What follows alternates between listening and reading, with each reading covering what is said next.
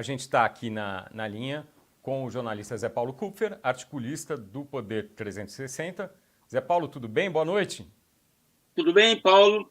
Tá tudo ótimo. Nós estamos aqui tentando entender um pouco o que esses resultados, conhecidos com tanta rapidez, podem indicar, né? É um exercício bastante difícil, porque você está falando de eleições municipais, num esforço de tentar nacionalizar as tendências, né? Então, é um negócio que a gente vai fazer aqui, ressalvando que é uma primeira avaliação preliminar, ainda não temos os dados por seção, por áreas de cidades, pelos estados, enfim, mas é preciso já pensar um pouco. Queria também já aproveitar e dizer que foi um golaço chamar o Zé Roberto Afonso, craque, o cara que mais entende desse maior problema nosso hoje, que esse problema fiscal, ele, nessa entrevista que você fez com ele, várias coisas espetaculares. Já para pegar o gancho, eu queria dizer o seguinte: a gente anda perdendo algumas coisas que tinha de muita eficiência. Por exemplo, vacinação. O Brasil é um exemplo mundial de vacinação em massa de grandes populações numa área geográfica muito grande. Nós eliminamos algumas doenças, poliomielite e tudo mais, com campanhas de vacinação. Nós aprendemos a fazer isso e ensinamos.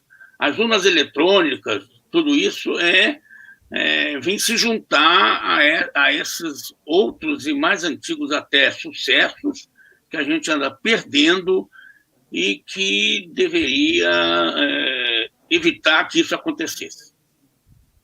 Zé Paulo, e agora o resultado, quer dizer, o único lugar onde o PT podia vencer, que era um dos mais significativos, né, que era o Recife, o partido perdeu. Você acha que eles ficam mais fracos para a próxima eleição nacional? Olha, não dá para... Você sabe que eu lido com economia, né? Mas lógico que você precisa ter a moldura política para poder pensar em economia. Eu acho assim, quando começou a apuração, eu disse o seguinte: não vai ganhar a esquerda, digamos assim, não vai ganhar em quase lugar nenhum, e foi o fato, enfim, o PSOL lá em Belém, em alguns outros lugares, nas cidades médias também, o resultado foi negativo para a esquerda, mas eu acho assim, perdeu em Guarulhos também? Não é só em Guarulhos, São Gonçalo, se você olhar, onde parecia que ia ganhar, Vitória, enfim, mesmo capitais menores e cidades grandes, não capitais, não deu para a esquerda em parte alguma. Você tem essa primeira avaliação, uma vitória do centro-centro, porque também o bolsonarismo raiz, que o presidente tentou testar, tentou nacionalizar, também deu com os burros na água. O que eu, como eu estava dizendo, comecei a olhar e fiquei esperando, porque também eu sempre acho que essas análises, o partido perdeu, pronto, parece que ele desaparece do mapa. Você precisa ver quantos votos teve, onde teve, etc. e tal. Mas, se você olhar as diferenças onde a esquerda participou do segundo turno, as diferenças da sua derrota são diferenças consideráveis. Ou seja, de fato, você não pode dizer que emergiu claramente dessa eleição municipal uma força de esquerda para se contrapor à direita bolsonarista, etc. e tal. Isso não aconteceu nessa eleição, se é que você pode nacionalizar isso.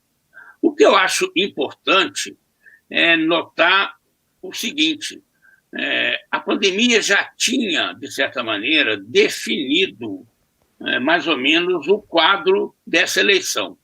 Prefeitos que foram rigorosos no esforço de conter o contágio, que fizeram lockdown mais rápidos e mais fortes, enfim, afirmaram a necessidade do distanciamento e tudo mais, foram reeleitos com alguma facilidade. Isso ficou claro no primeiro turno e certamente influenciou o segundo turno. Nos lugares em que o prefeito foi para o segundo turno e a atuação dele na pandemia tinha sido ruim, tinha sido vacilante ou negacionista, especialmente os negacionistas, Crivella, a derrota foi acachapante. Então, esse é o primeiro... Você pode citar um exemplo? Isso é importante, né? Porque a gente continua nessa situação de pandemia. Eleito com sobras no primeiro turno, reeleito com sobras, o Calil, em Belo Horizonte. Foi um prefeito que, desde o início, combateu o contágio com aquelas medidas, vamos dizer, entre aspas, impopulares de fechar a cidade. Belo Horizonte tem um dos melhores resultados do Brasil em termos de contenção do contágio. E o Crivella, digamos, né, que é mais conhecido do Rio de Janeiro, foi um negacionista da pandemia. O resultado... e tem outros exemplos que mostram isso. Então, isso, para mim, é o definidor principal dessa eleição. O Zé Roberto Afonso frisou isso claramente. As prefeituras são as que mais sofrem, porque essa é uma recessão. A pandemia fechou os serviços e as prefeituras têm o ISS como fonte fortíssima de receita. No ISS, que é serviços, as prefeituras tiveram mais gastos, como ele explicou perfeitamente, com saúde, porque ali, na rede municipal, que no final das contas, em bom pedaço do nosso país, em muitos municípios, é a rede principal. Então, as prefeituras ficaram com essa incumbência e foram... e a definição dessa eleição, na minha opinião, tem um pouco a ver com isso. O que significa o seguinte: daqui para frente, como vai ser tratada pelas prefeituras eleitas ou reeleitas a questão da pandemia, e essa história não está resolvida, infelizmente está bem complicada, e como você disse também na conversa com o Zé Roberto, a vacina não é para já. Eu acho mesmo, lendo, tentando entender, eu não acredito que antes do segundo semestre, talvez no último trimestre do ano, esteja sendo possível vacinar em massa no Brasil. E aí... como é que vai ser a economia até lá, Zé Paulo? Porque aí chegar até aqui foi complicado, vai ser mais complicado ainda. Né? A minha visão é o seguinte: a economia está sem tração, a economia não tem força, a economia sobreviveu fundamentalmente com o auxílio emergencial. A redução do auxílio pela metade já está produzindo retrocesso, supermercado, enfim, tudo que o auxílio botou para cima, com a redução do auxílio, e pior, com as incertezas em relação ao futuro da sustentação de renda para vulneráveis, e também da sustentação de emprego e de crédito para empresas e para trabalhadores, que é uma questão menos falada e que não se sabe bem como isso vai evoluir, porque a parte fiscal, Paulo, está totalmente desarticulada. O pessoal está falando agora que até o dia 18, que é quando tem o recesso, vão aprovar não sei quantas mil reformas, vão fazer não sei quantos mil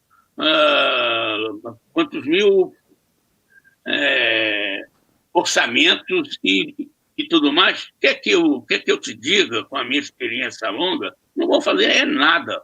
Nós vamos entrar em 2021 sem nem um orçamento. Eu acho que vai ser impossível, nesse período, você aprovar um orçamento que faça sentido e muito menos reformas que são, infelizmente, constitucionais.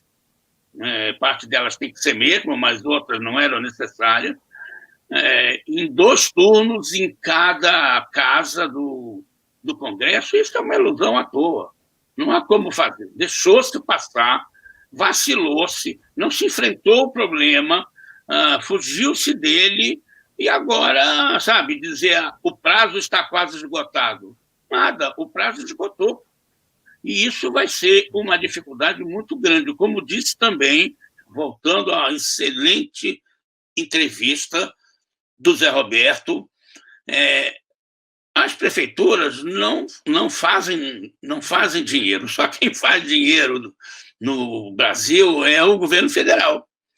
Então, o governo federal vai ter que fazer dinheiro, não tem jeito, e vai ter que repassar. Eu quero ver como é que esse governo, bagunçado do jeito que está, vai conseguir coordenar essa operação fundamental, indispensável, para que os prefeitos possam começar a governar e enfrentem de cara esse problema fundamental de saúde pública. Então... Você consegue fazer um prognóstico de como é que a gente vai estar daqui a 1 ano, se essa conversa se der de novo em exatamente 12 meses? Eu acho assim, a ideia de que o crescimento... Esse ano vai ter uma queda de 4,5, 5, né? E o ano que vem vai ter uma recuperação de 3,5. Isso aí é o padrão das previsões, das projeções dos economistas que fazem projeções, em geral, ligados ao mercado financeiro. Eu acho assim, se a queda for maior, a volta no ano que vem é um pouco maior, porque nós estamos falando de um efeito basicamente estatístico. Caiu demais,